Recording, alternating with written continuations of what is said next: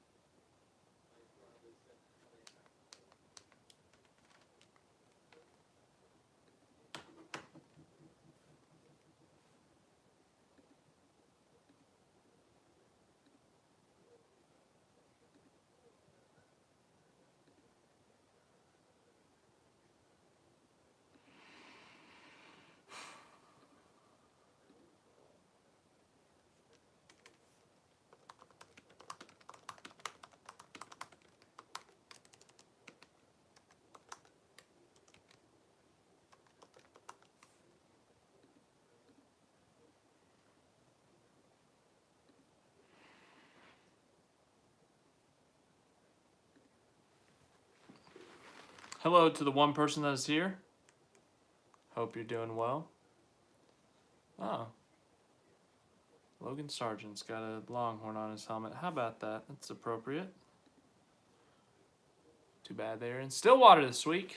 Actually, I think they intentionally scheduled that. I've never seen, in my time as an F1 fan, Texas play at home the same week that F1 is in town. So I think they intentionally do that so that all the week attention in Austin can be on the Grand Prix instead of a Texas Longhorn football game. But yeah, it's supposed to be another high attendance race. Last year was over 400,000 over the 3 days. This year it's going to be over 440,000, which is going to be a record for at least the US GP, maybe more, dare I say, maybe for all Grand Prix. But yeah, they've added a couple flagpoles, really big flagpoles there. I'm going to be doing a US Grand Prix preview tomorrow. That will be my video tomorrow. So we're going to talk about the race, some of the big storylines, but I'm also going to give some perspectives, a fan perspective. I went to the race last year for NASCAR and F1. So I'm actually going to be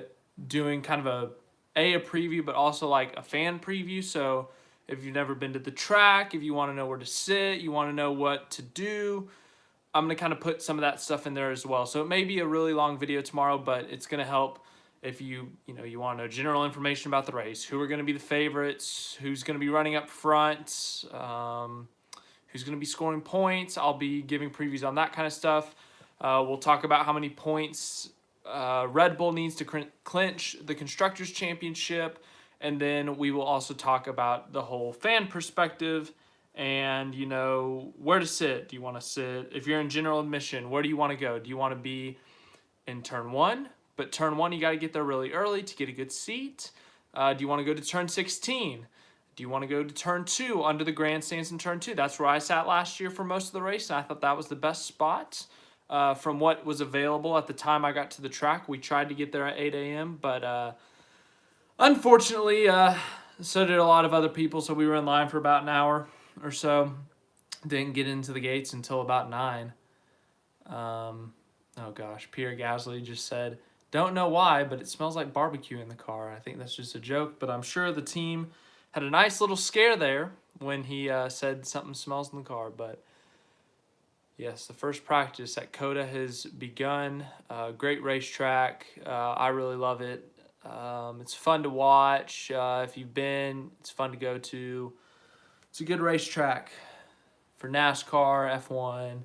Never seen an IndyCar race there. I know they raced there for a couple years. I know the motorcycles raced there. Haven't seen that either, but should be a fun weekend.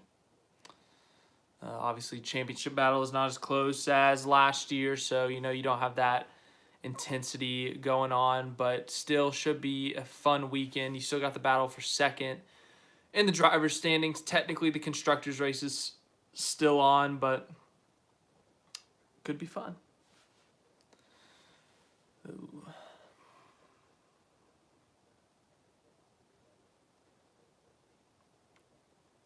That turn one is just so insane. Oh, crazy.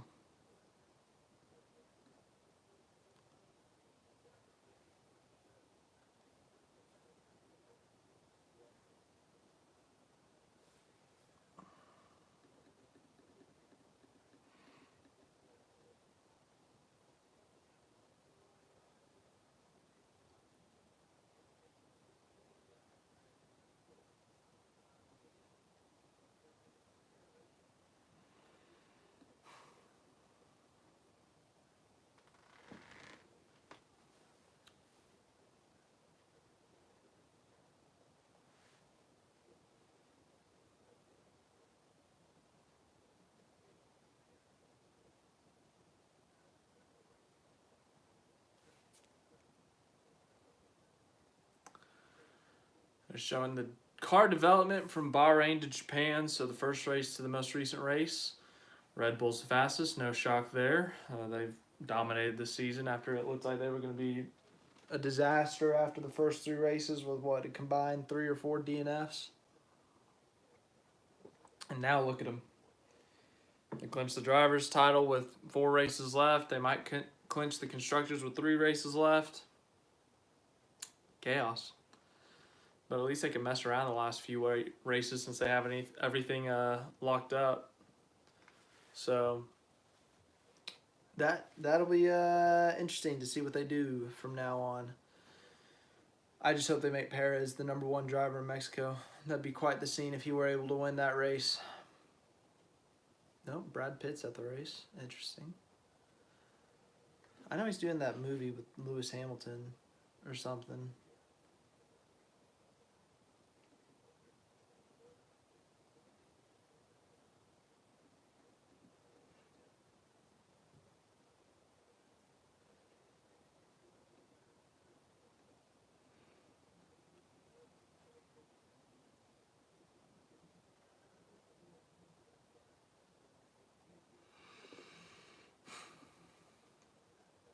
Lots of, what's it called? The young driver practice requirements. Yeah, a lot of those happening this week. I think 5 in total.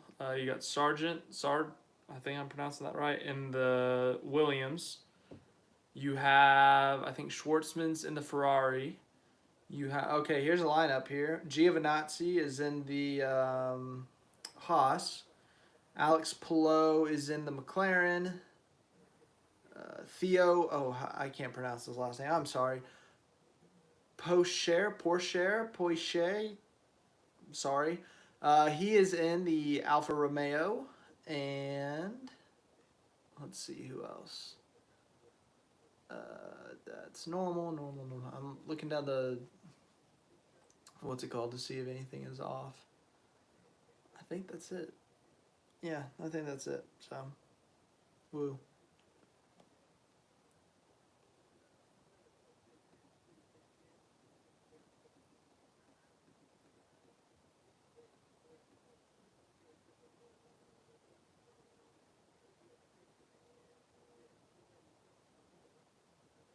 Oh. Crash already. It's been 8 minutes. We got our first crash. It's a Haas.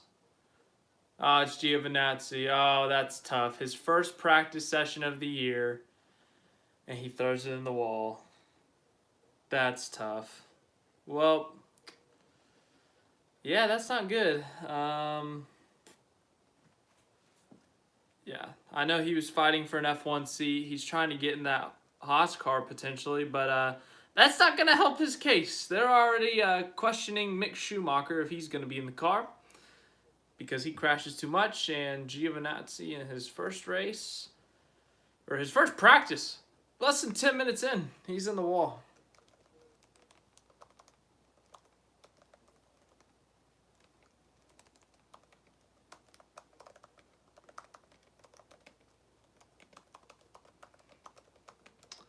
Yeah, that's not good. Where did he crash? Is that the S's? I guess that's turn 7 or so. Yikes.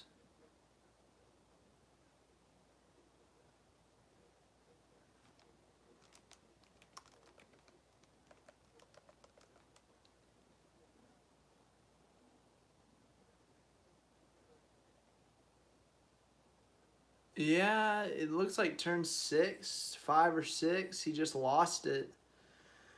Hit that right front into the wall and then the right rear. Front wings broke. He was able to drive off, so I don't know how bad the damage is, but it's not bad enough to where he's out of the car and they gotta put it on the back of a truck, but not a good start for him. And Haas is running the special livery this week with the stars, the stripes, the US or American-based team, or American team, even though they got their shop in England and everything.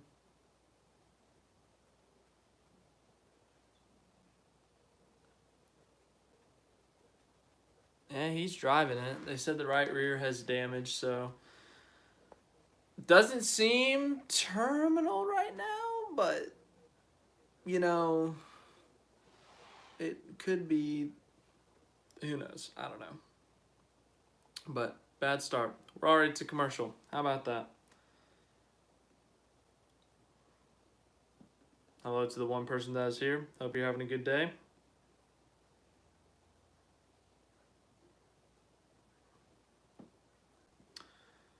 Hello to the 2 people. Hope you are having a good day. Yeah, I'm excited for this weekend. Hopefully it's a good weekend for racing. Hopefully the race is exciting. I know Leclerc's going to start from the back. He's getting an engine change, so that may change the potential fight for the win. But, you know, hopefully Sainz, Perez can, you know, pick it up this weekend in terms of Verstappen's pace and try to give him a bit of a challenge and make it a fun race. Obviously, the Drivers' Championship's not, either championship's not really a competition, but still, I would like to see a fun race. I would like to see a good battle for the win. You know, there was a good battle for the win in this race last year with the strategy game between Mercedes and Red Bull. Verstappen having to manage his tires there at the end. Hamilton closing the gap with the 7-8 lap fresher tires. It was a hot day. Tires were getting shredded. You know, it was a really fun race. So if it's a strategy game, if it's a back and forth game on the track, having to manage your tires, having to manage your car, something fun like that would be nice. So hopefully we get another exciting race.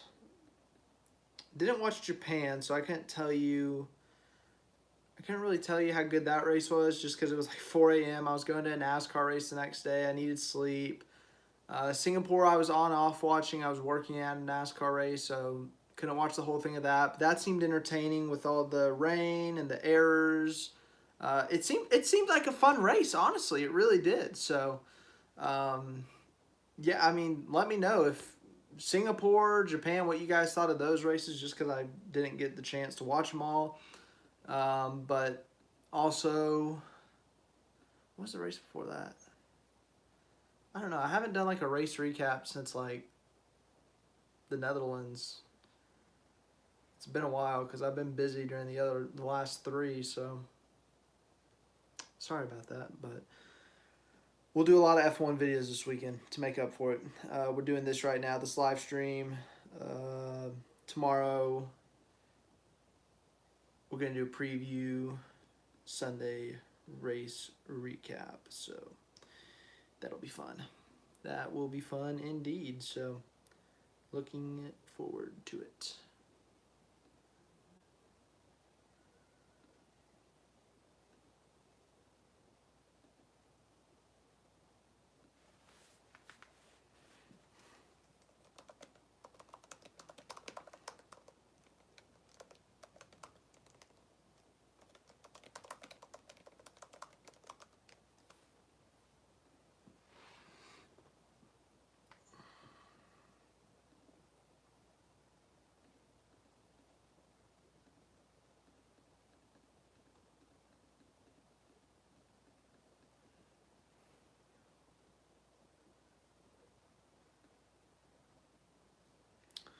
Hello, John. Yes, it is US Grand Prix weekend. I'm excited. As I said, pretty excited for it. Obviously, home race, all that stuff. It's in Texas, which is the state I'm from. Um, it's a fun race weekend. There's supposed to be a lot of people there. It's going to be exciting, and it should be fun. Yeah. I was saying it earlier, but last year was a really fun race, so I'm hoping we can get another fun race this year. But Leclerc's starting in the back, so that may make it difficult. But I'm hoping that Perez, Sainz pick it up, maybe Mercedes picks it up, and we can have a couple guys in this that aren't named Max Verstappen. So, you know, like I'm sure Max Verstappen fans are super happy with the championship, clinching it early after the stress of last year, but it is fun when other people win sometimes. Just to put it nicely. I'm still gonna watch this Mexico and Brazil despite the championship being decided. Are you gonna watch Abu Dhabi, the last race? It's in November. I think it's the 20th, if I have my dates correct. So, yeah, 4 races left this year. Kind of hard to believe. It's really been a Red Bull year, but it's just after the first few weeks, it's hard to believe after how the year started. Just with how Ferrari was those first few weeks and how unreliable Red Bull was, and then the script completely flipped, and it was Ferrari who couldn't keep their car on track, and it was Red Bull who was the fastest. So, yeah, they got the defending winner of this race on screen right now, Max Verstappen, going through turn 2, about to go through the S's, so 3 through 9. You got the quick ones up first, and then you got the long right-hander right here. Then he's going to go into the slower portion, 7, right-hander into 8, then into 9, that slowest turn, then he's going to go downhill in that little kink in 10. Then you got the hairpin at 11. It's a fun track. I really like this track. So then you got that long back straight. We saw problems with it in the rain at NASCAR in 2021, but for F1, it makes a really good opportunity for passing, heavy braking zone at the end of it, DRS straight. We saw that lap 1 battle last year with Sainz, Ricciardo, and Norris. You can get the slipstream, obviously the DRS after a couple of laps, but that's one of the best areas for passing. Third sector, you can't really pass in an F1 car. NASCAR, that's like passing zone central. I remember sitting there in 2021, and that was like, people move each other out of the way, dive bomb each other, and, well, it's NASCAR, that's why. You can't make those moves in F1. You can't bump each other out of the way or you get penalized. So that's obviously the difference, but still, it's just the big difference between NASCAR and F1. Like, the areas you can't pass in F1, NASCAR makes it work because they can bump each other out of the way. They can make these over-aggressive moves that might spin someone out. Obviously you can make an over-aggressive move in F1, but you get penalized for it. Whereas NASCAR, if you get a penalty, it's going to be the driver retaliating and putting you in the wall or putting you in the grass, But, all right. I'm kind of thinking about going to the Las Vegas Grand Prix, but I'm not sure. Yeah, that's going to be a fun race, I feel like. Las Vegas, obviously, it's always a scene there. It's going to be at night. It's going to be bright lights. The pictures are going to be iconic, You're going to see Lewis Hamilton driving in front of Caesar's Palace, the fake Caesar statue, or you're going to see Pierre Gasly, a French guy, going in front of a fake Eiffel Tower, or Max Verstappen going in front of Treasure Island, the giant pirate ship, But, yeah, that'd be a fun race to go to, but the only problem is it is going to be expensive. The tickets are going to be so expensive. But my question is like, if you're visiting Las Vegas to not go to the race, and you're like on the strip for the whole day before, how are they going to manage that? Like, how are they going to kick people out before the race and stuff? How are they going to manage that? Because, you're going to have to pay tickets. Is there going to be loopholes, kind of like Monaco, where there's a couple areas that you can kind of sneak in and watch the race? Like, how's that going to work? So,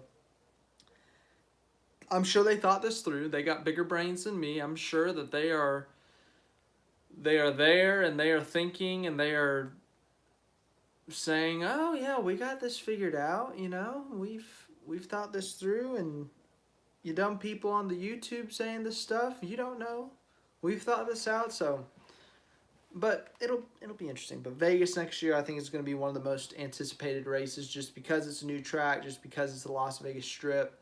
I know a lot of Europeans are really upset about it. Get over it, to put it blatantly. Um, but I think it should be a fun race, and I think it's a more unique track. You know, like Miami. I kind of understand why people are a little bit more upset about Miami. You know, it's a fun idea to do a racetrack around a football stadium, but they call it a street course when it's like a parking lot. Like, don't get me wrong, they made it into a racetrack. You know, they put real turns in there, and they added unique twists and turns, but it's just like, huh? So if we had to vote, if we had to narrow it down to two F1 races, you keep COTA, obviously, you keep the US Grand Prix, but I'd pick Vegas over Miami right now, just because of the location and the track. Obviously, we haven't seen the racing on the track, but I'm not going to sit here and tell you it's going to be the greatest race of all time. I'm not going to sit here and tell you it's going to be the worst race of all time. I don't know what to expect. But I'm anticipating a fun time to be had by all that are there. So, yeah.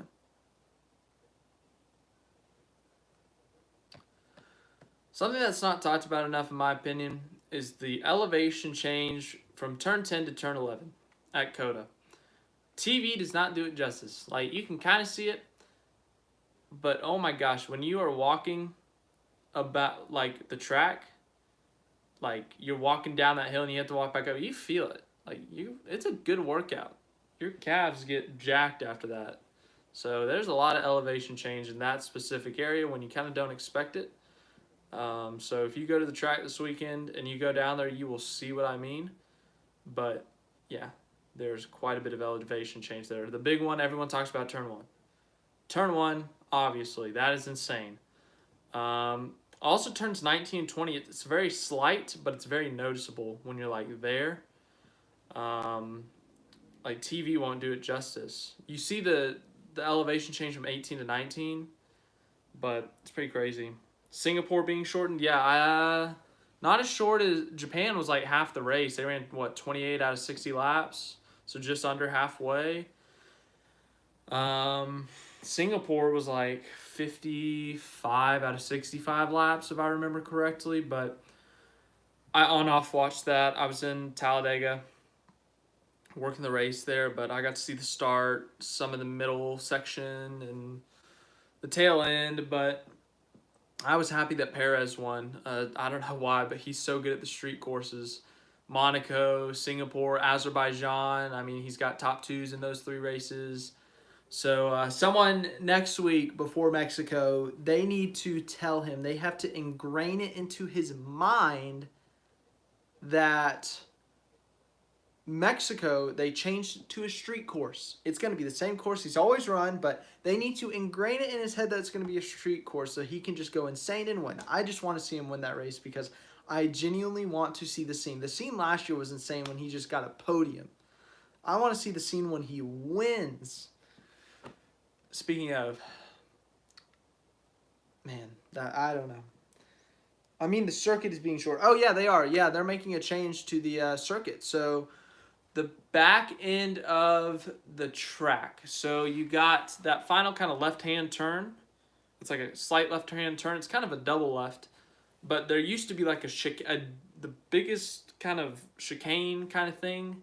You go in, you go under this bridge, you go left, right, and you go right, left. Kind of like a half box, really.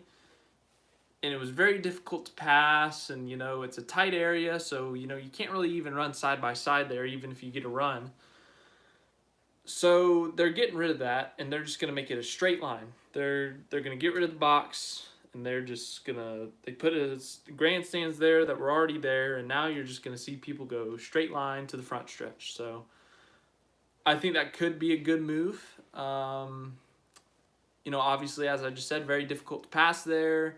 Very difficult to run by side, just it's such a tight area of the track. But I think it'll be an improvement for sure. I mean, it was a really good race from what I saw a couple weeks ago. But that was mainly the front stretch. That was mainly down turn 6, turn 7, that long straight with a little curve in it. That's where the majority of the passing and the mistakes were made. So, yeah. But I think it could be good. There's no harm in trying, so I don't see why not. stupid question. Do you watch Peter Brooks? I don't know who Peter Brooks is, so I'm going to look this guy up. Literary critic. No, I do not. I do not. They're showing Schwartzman right now in the Ferrari. He's subbing for Leclerc in first practice. Oh, he's an F1 YouTuber? Okay. No, I do not. Yeah, I guess not. The F1 YouTubers I've seen are Tomo.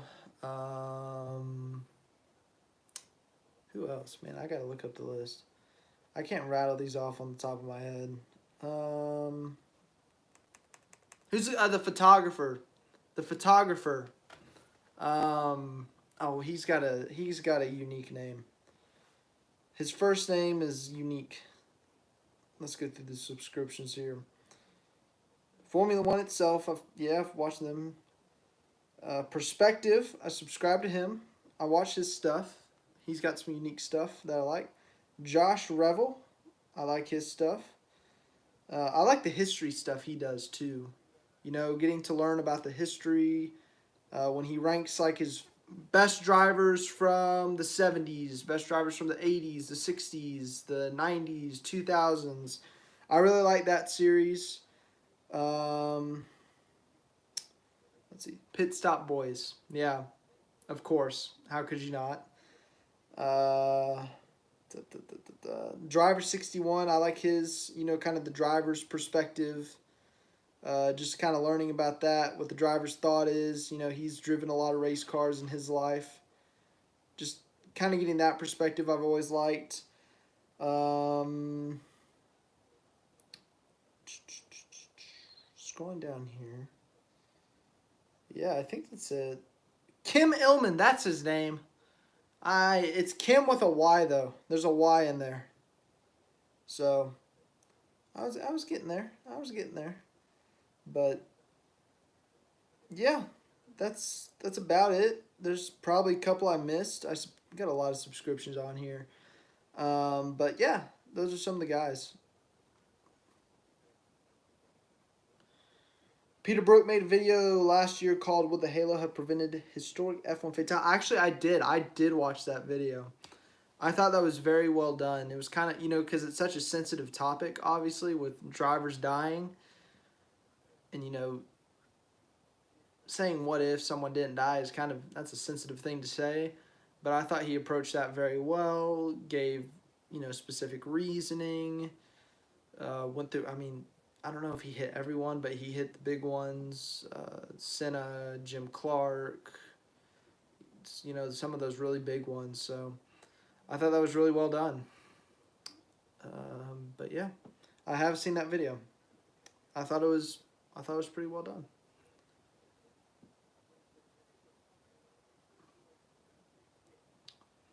Verstappen's fastest. It's like the most shocking thing I've said all day. I love the giant American flag in turn 1.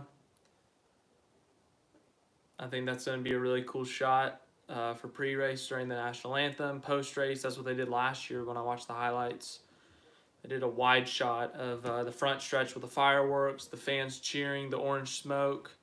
So that's going to be cool this year. They put the Texas flag in about turn 6, and that's kind of like that shot with... they get the tower in the background, so the Texas flag is going to be there. That's going to be a cool shot.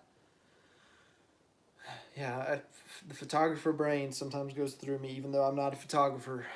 I just kind of think, what's a cool shot? I think that's part of, since I've been doing this YouTube thing, when I go to the track and I'm like, what's going to be the best shot of a video?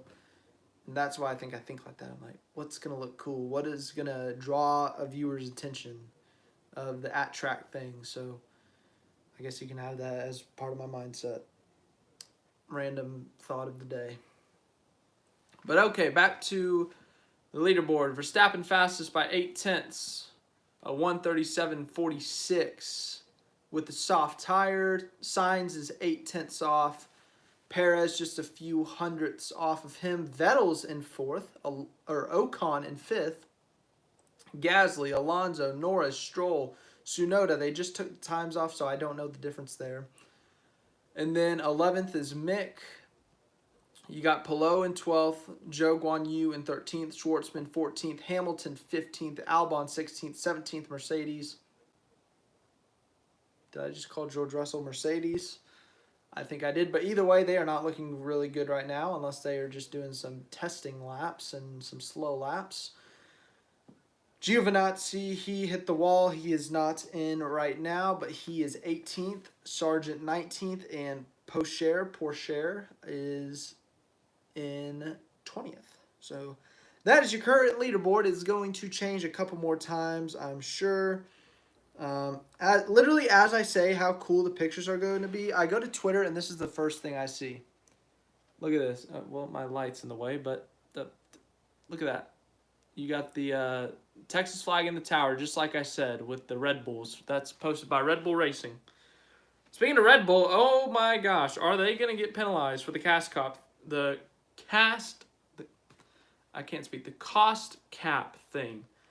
In my opinion, yes, they should be punished. Some people are calling for them to take the championship away for like overspending by like $1 to $2 million, which that is a lot of money. Yes.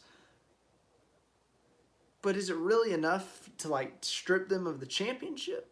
I don't know about that.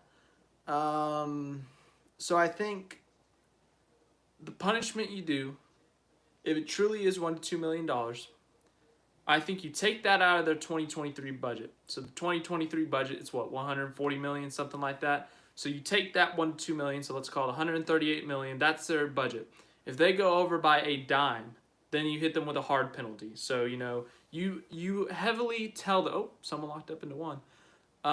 You tell them if you overspend in 2023 by a penny, you're gonna get points deductions. I don't know how much, but if you spend this much more, it's going to be a 25-point penalty in the drivers and constructors. If you overspend by this much, it's going to be 50 points. You lay it out to them. You're like, listen here, like, this is your warning. This is your, I don't know, your, not warning, but this is your, not mulligan. I can't think of a word, but basically, you've messed up once, we're going to penalize you. We're going to take money out of your budget. That's basically going to be your fine. The same amount you overspent. And if I don't know what the rule book states, I don't know how many people or who comes up with the punishment, but in my opinion, if I was running this thing, if I had my own rule book, this is what I would do. For Red Bull, I'd say I'm taking this much out of your 2023 budget, the amount you overspent. So $2 million, let's call it, take it out. And if you overspend by that much again, we're going to take this many points away from Verstappen. We're going to take this many points away from Perez, and those points are also going to be taken away from the constructors' battle. If you overspend by this percent more or this many million more, we're going to take more points away from both your drivers and your team. So, some people, I think it's some drivers, some reporters, some commentators are saying they should have the championship stripped. But then you have some drivers saying, yes, they broke the rules, but taking the championship away is too much. It's too extreme. I think Vettel this morning said taking the championship away is too extreme. But a lot of people on Sky Sports have been saying they should take the championship away. I think Bottas said that they should be hit with a hard penalty that resulted in a points deduction. So everyone's got their sides, everyone's got their loyalties, but if it were up to me, I'd say take money out of their 2023 budget, and if they overspend again, then that's when you start to take points away.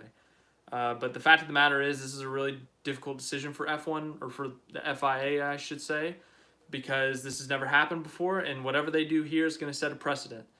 If they decide to take points away, if anyone else does it, they have to take points away from them too. If they opt to give them a light punishment for the first offense, then whoever overspends in the future is going to get a light punishment for this offense. So they're in a tight box. They're in a very difficult situation, but whatever they do, they're going to have to be consistent with it, because if they are not, it's going to be even more of a disaster for them in terms of their public image and, you know, what people think about them, what people say about them. So a lot of pressure here for the FIA, but I don't know what the punishment's going to be. And yeah, I mean, it's not even 100%, like Red Bull has not admitted guilt, so technically we don't know if it's true, but with how many reports are going out there, I'm pretty sure it's true that they overspent. I just don't know the number. I've seen it's under 5%. That's the most consistent thing I've seen. I've seen 7 million, I've seen 3 million, I've seen 2 million, 1 million. The majority of what I've seen is 1 to 2 million. Red Bull's trying to claim it's catering according to some reports, which I don't believe at all. I don't know what it is. So it's caused quite a stir on social media. There's passionate fans on both sides of things. There's passionate Red Bull fans who say we shouldn't get a punishment. There's passionate Mercedes fans who are saying Lewis Hamilton should be handed the 2021 title. And they're saying we believe that Lewis is the real champion. Red Bull cheated. So it's really a difficult decision that's being made here. But if you strip a championship away, it's going to be tough. That's a big thing to do.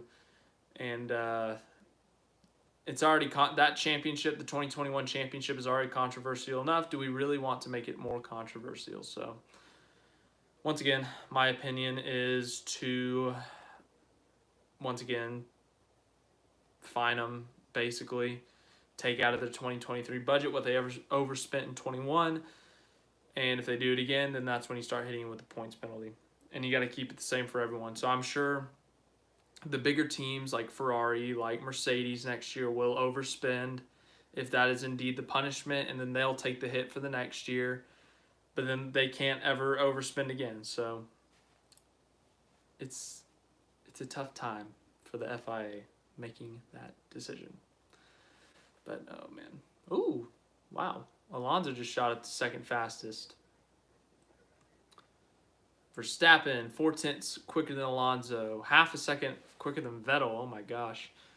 Sainz, Perez, Stroll, Russell, Ocon, Schumacher, Gasly is your top 10. 8 of the top 10 are on soft tires on their quickest time. Gasly and Ocon are on medium tires for their fast times. So, yeah. I mean, it's only first practice. You can't judge the whole race weekend off of it, but you know, you can get a little bit out of it. You see some of the fastest laps. And tonight, I'm sure we'll see mock qualifying runs. It's going to be run at the same time qualifying will be tomorrow. I'm just really happy I don't have to wake up at 6 or 7 a.m. to get up for the race and get ready. It's going to be a 2 o'clock local race. I'm in the same time zone as the race. Finally. And then next week at Mexico, I also don't have to get up early for that one. Brazil, I think that one's at like 11 here, so I don't have to get up early for that one, you know? 3 races in a row, and Europeans they're gonna be so mad that they have to wake up early. I'm gonna be like, now you know what everyone else deals with in every other country in the world. But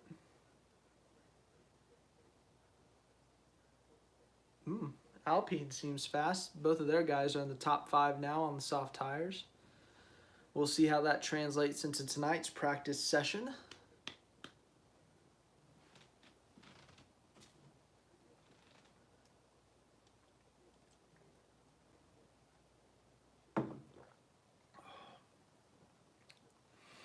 Showing Hamilton on track. He's going down the back stretch.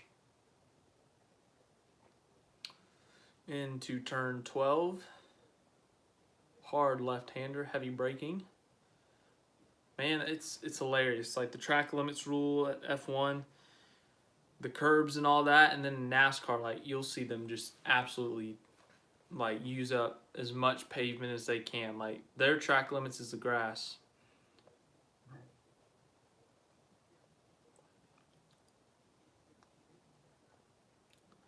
Hamilton going through 19, that little short shoot down to 20. Personal best in both the first 2 sectors. We'll see how he lines up his first soft tire run. Second fastest. Only 2/10 off of Verstappen, just under 2/10 off Verstappen. Not bad for his first soft tire run. How about that? Could we get a repeat of last year? I just want a good race. I really do.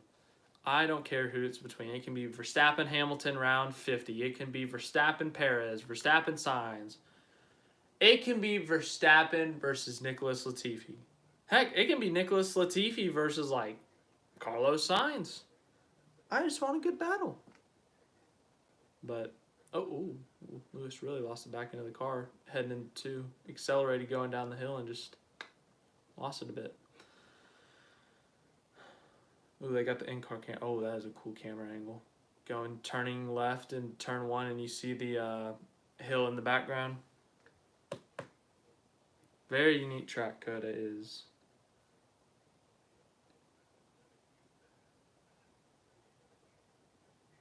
Ooh, they said Mercedes has a new front wing.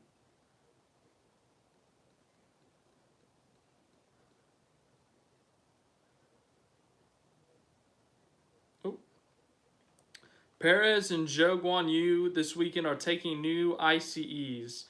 Their 5th, which will be a 5-place grid penalty, I believe. So that means Leclerc is going to start in the back. Perez is going to take a 5-place drop. So Verstappen's probably going to get pole. That means Perez could potentially qualify P2, which means he would start P7. Maybe P8 if Sainz out-qualifies him. But... well, all we need is Verstappen to take a grid penalty for something, and this race will be interesting. Because if Verstappen has no challengers, he could run away with this one. This could be ugly.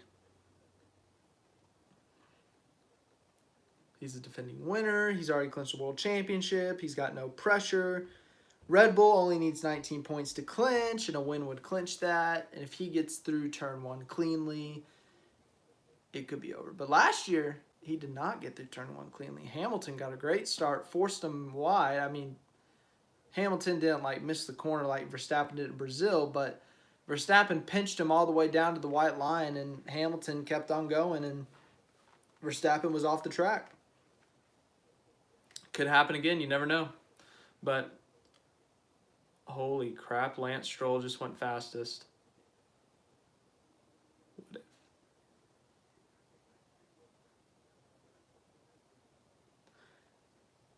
Ooh.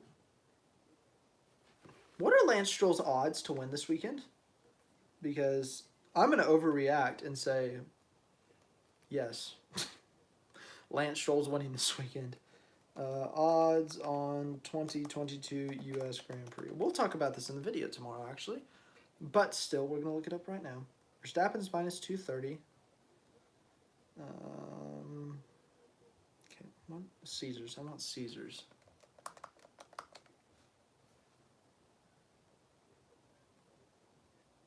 Here we go. Verstappen minus 200. Hamilton plus 700. Leclerc 750. Perez 800. Sainz 1400. Russell 1400. Lando 200 to 1. Alonso 250 to 1. Ocon 400 to 1. Ricardo 750 to 1. That's all it gives me. I will get you guys the full odds for tomorrow. How about that? Does that sound good? I hope that sounds good to you. As we go to commercial again.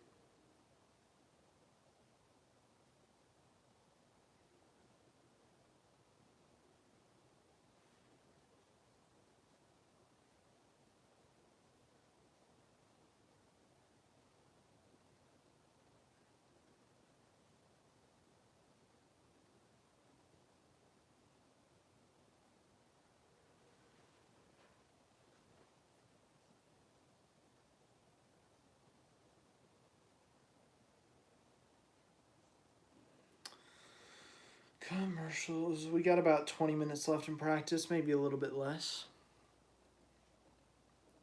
We've been live streaming for 45 minutes. What a fun time. Thanks to all of you who have showed up. I think we've hit 10 or so people at max. We've had times where it's only been 1 or 2 people. We're at 3 currently, but thanks for showing up. Hope you're enjoying it. me talking about random F1 stuff. We haven't done a lot of F1 the last couple months, as I said. Just the last 3 races, I've either been busy or I've had something going on the next day, so I can't stay up late. So I haven't been able to do race recaps for those, so I apologize for that.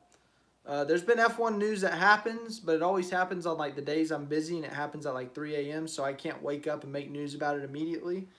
And at that point, I'm like, well, you know, time's past to really make anything on it. So I don't know. We'll see how it goes. We'll see how everything is for this weekend, next weekend. It's going to be a little bit difficult to manage with NASCAR going on at the same time, but I'll try to make it work. I'll definitely make videos, though. That's my plan. But yeah, we'll see.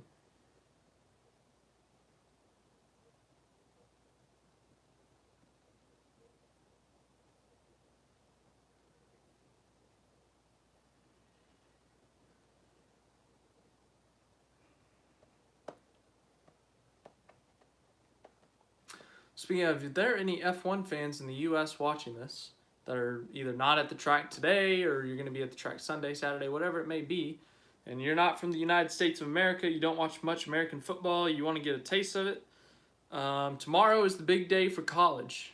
College football is big in the U.S. You got a lot of games going on tomorrow. There's going to be some really good matchups. There's a top 20. There's 25 teams that get ranked every week. There's probably 120 or so in the top division of college football. 25 get ranked every week, and those are the best teams in the country. And those are the teams that have the best shot at the national championship. Usually, to make the playoff, there's a 4-team playoff. You usually have to have 0 or 1 losses. You play 12 games a season, and if you are good enough, you make it to your conference championship, play a 13th game.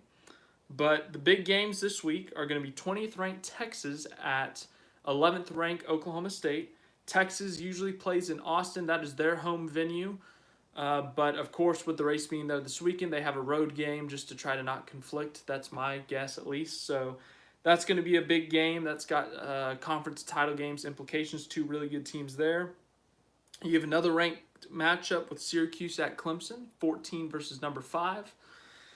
That's going to be at 11 a.m. tomorrow. Texas, Oklahoma State will be at 2:30 local time. This is Austin time that we're talking about. Then we have number 9 UCLA at number 10 Oregon. That is going to be at 2:30 local time as well. We're going to have Mississippi State number 24 at number 6 Alabama. That is going to be at 6 o'clock local time. Alabama, they win a lot of championships. They're like the Mercedes of college football. When they lose, it is a huge deal. So, yeah, they lost last week to Tennessee. They dropped to number 6. They were up to number 2 or 3. So, and then at 7 o'clock, we're going to have Kansas State at TCU, number 17 at number 8. So, any Europeans out of the 3 people watching this, if you've never watched American football, you are interested, you want to see good games, those are a few of them. College football is tomorrow, and if you want to watch the NFL while you're at the race or you're at a bar watching the race or something, then the NFL will be on Sunday. So, yeah, I guess we'll look up NFL too. We got nothing else to talk about right now because they're not really showing much. It's just people on warm-up laps. NFL. Some of the intriguing games this week in the NFL. 32 teams. You've got, okay, that's not going to be a good game. That's not going to be a good game. That's not going to be a good game. Oh, man, there are some not great games. Okay, at noon, the Giants, the New York Giants play at the Jacksonville Jaguars. That could be interesting. Noon, Sunday. Chiefs at 49ers at 3:25.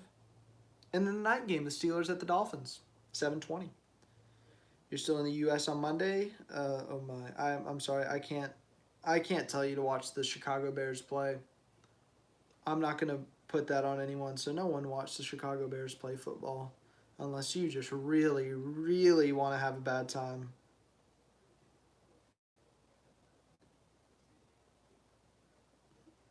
Oh no way! Daniel Ricciardo has a Ricky Bobby themed helmet. Look at this. He's got the Cougar Karen from Talladega Nights. Says I want to go fast.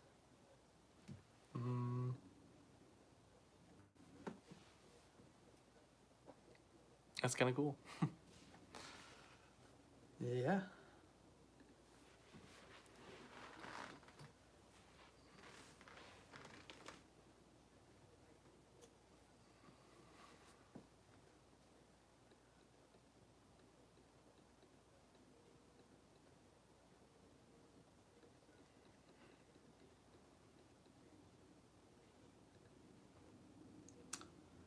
Signs as fast as Hamilton, then Stroll, Verstappen, Perez, Alonso, Russell, Gasly, Norris, Vettel. That's your top 10.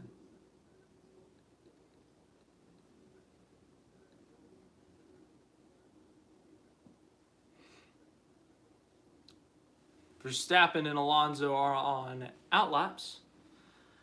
So is Ocon. They're trying to get back in, or Ocon's trying to get back into the top 10. Verstappen's trying to get back into the top 3. Alonso trying to get back into the top 5. Yeah. Fernando is in turn 1.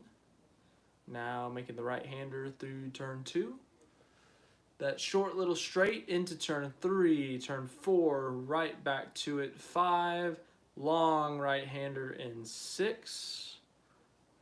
Then that short left-hander in 7, slowed down a lot for 8 and 9.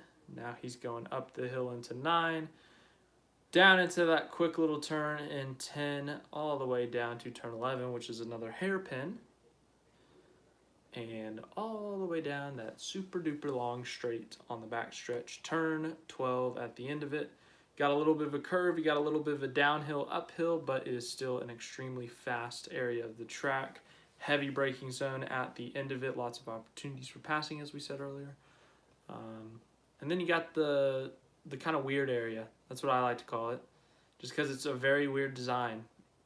Nothing is consistent in here. It's just a bunch of weird angled turns.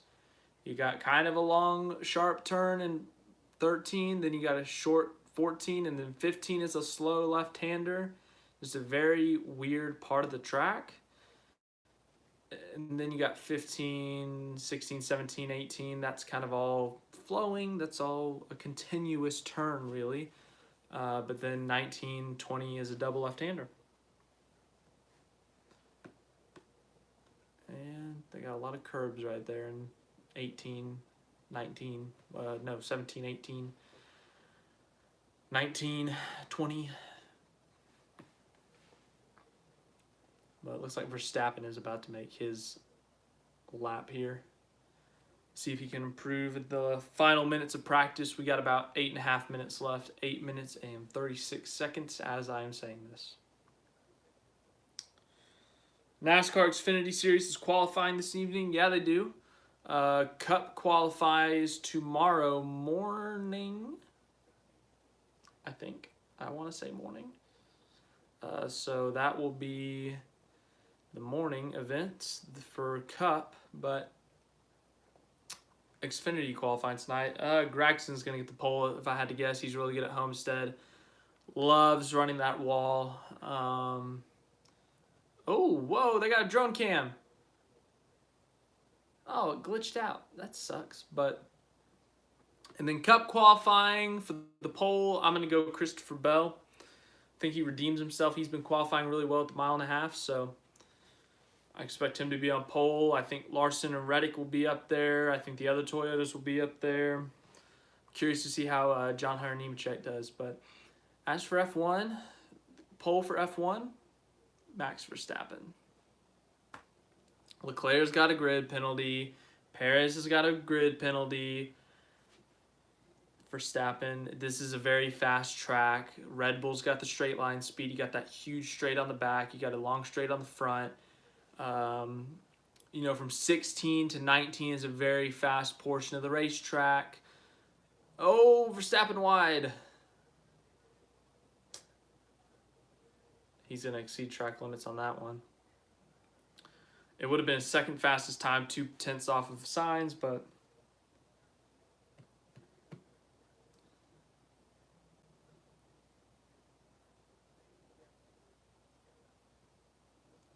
but oof. He didn't go really wide, but he went off the curb. Like, he wasn't about to crash it, but definitely went wide. Also, how much money do you think they use to paint COTA every year? Because they have paint from like turns 3 to turn 7. They got a ton of paint for that Texas flag at the end of turn 12. 15 to 18 has paint all over the place. Like, how much do you think they pay to get all that painted? That's not even including the curbs, the little red strips, the green strips next to the track. I don't know. I got random questions on here. This is what happens when we live stream. I just come up with the most random questions. Vettel had a bit of a moment. Just kind of lost control of the car, locked up. Used a little bit of the runoff area. No problem, so he's just going to need some new tires.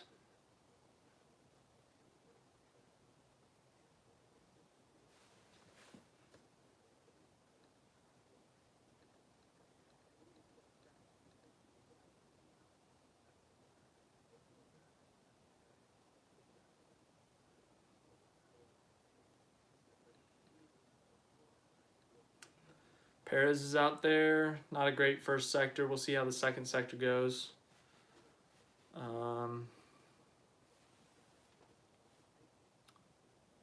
He's going into 12 right now. He's 3.5 seconds off.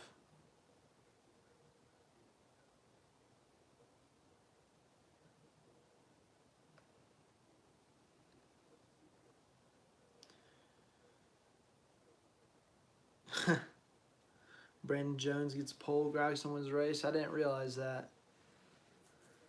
I haven't really paid attention to that trend. The only pole trend I know is that every race I've been to this year, except for one, Christopher Bell has won the pole. And in the one race that he did not win the pole, he won the race. So, in conclusion, Christopher Bell, if you're watching this, if you're one of the 5 people watching this, and you want to win a pole or a race, you take me with you, and I will get you some type of win. So, call me, Christopher. I will show up to the track to help you win by simply existing.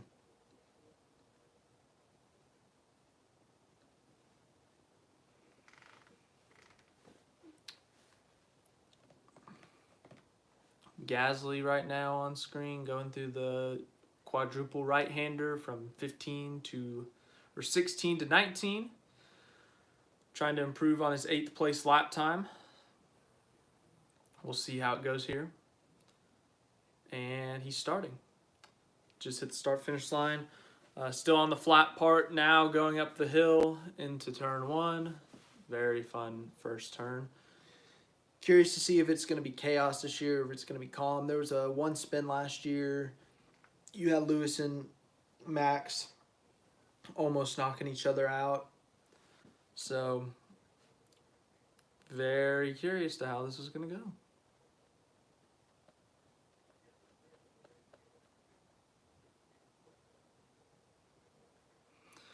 Now he's up into turn 10. Into turn 11. There he goes. And all the way down that long straight.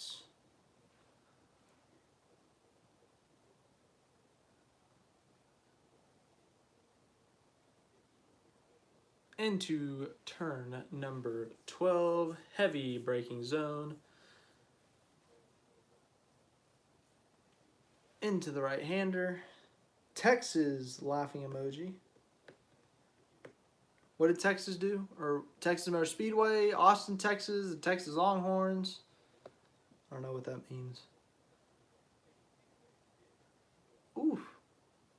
Gasly's pulling 4 Gs in the right-handers from 16 to 19.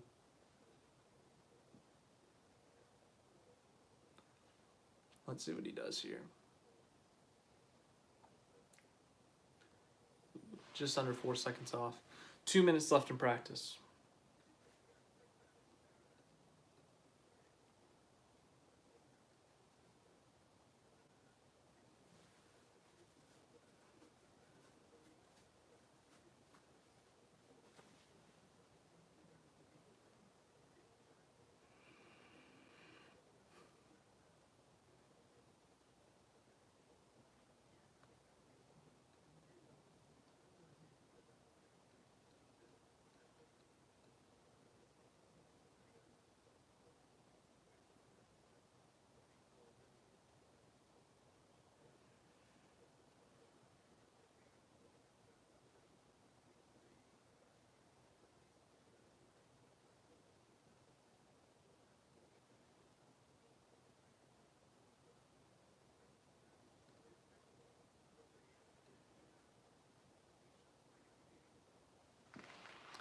Schwartzman, his final lap is going to be 16th, 139.86. Obviously, his first time in an F1 car. Yes, it's a Ferrari. Yes, it's one of the fastest cars. But, for him to jump in for his first time, keep it clean, keep it on track, don't do any damage. I think that's the goal. Get some experience as well, get some points for his super license. That's what you want to do. And, that's what all these guys want to do. Alex Palou, Schwartzman, Theo Porcher.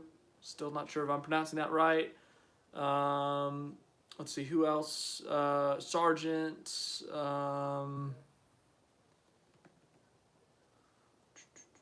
That might be it.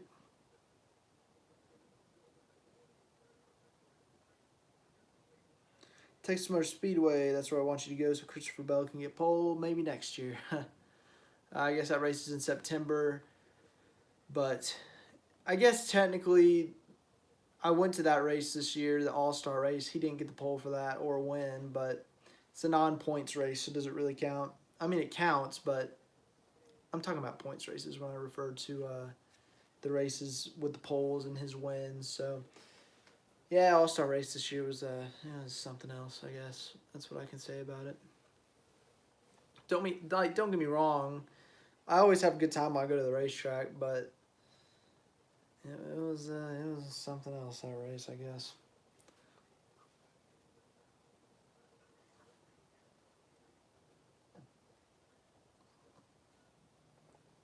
Practice is over. Sainz is quickest for Verstappen, Hamilton, Stroll. As they show a replay, I need them to show the leaderboard again so I can tell you who was fastest and who was slowest.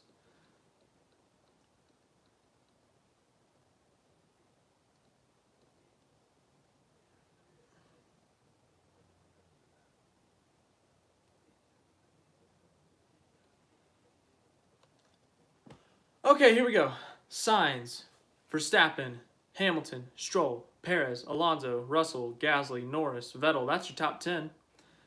11th through 20th is Ocon, Joe, Albon, Tsunoda, Schumacher, Schwartzman, Palou, Porcher, Sargent, Giovinazzi, who crashed. But Sergio Perez will take a 5-place grid penalty for a power unit element that has been used. I believe it is the engine. Joe Guan Yu will take a 5-place penalty, and Charles Leclerc will start from the back due to his penalties. So, yes, that is it. That is all I have for today. Tomorrow, we are going to do a US Grand Prix preview. I am going to talk to you about the race itself. Who are the favorites? Who's been really good at COTA before? Who's won at COTA before? What's the track like? What are some of the big turns? What are some of the big passing zones? We're also going to talk about the fan experience. We're going to talk about some of the best places to sit, some of the best places to go for general admission. I'm going to show you pictures, videos from my 2 times at COTA, once for NASCAR, once for F1. So we'll talk about that.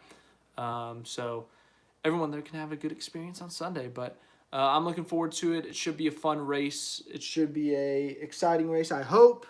But yeah, and then we got Homestead Miami on the NASCAR side of things. I will try to manage both these races on Sunday, trying to watch them both and trying to give you guys the best possible content, I guess. But thanks for watching. Thanks for you in the chat that engaged and, asked questions and stuff. It was fun.